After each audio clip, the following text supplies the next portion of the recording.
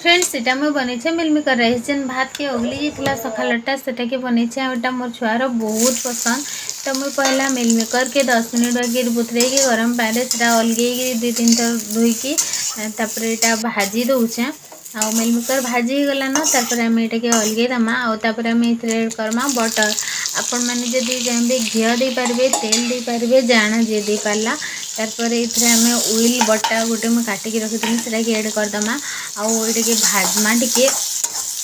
जिते बेले उइल टिके भाजी जावा कि तार आम ये अदा लसुन पेस्ट गोटे चामच एड करमा आउ अदा लसुन पेस्ट के टिके भाजी नमा आउ जिते बेले अदा लसुन पेस्ट भाजी जावा तापर आम ये जेन मिलमिकर के भाजी की रखी सेटा के फेर ये एड करदमा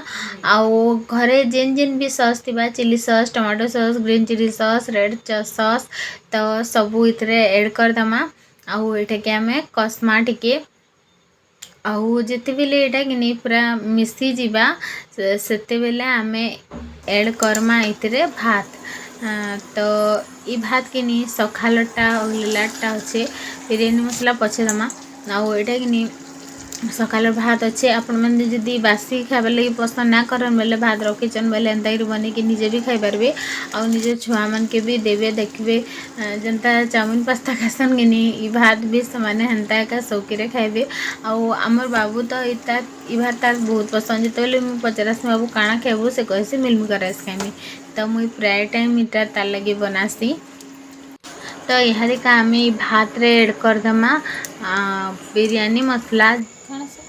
तारपर मिक्स करके इटा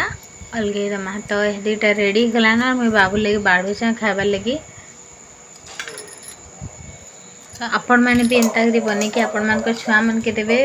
आउ कहबे केनता लागला जे वीडियोटा भल रही बेले लाइक शेयर करबे आउ जदि नुआ अच्छन बेले फॉलो कर देबे। तो फ्रेंड्स मुझे रहसी बेट फेर आ गोटे नुआ रेसिपी रे नमस्कार।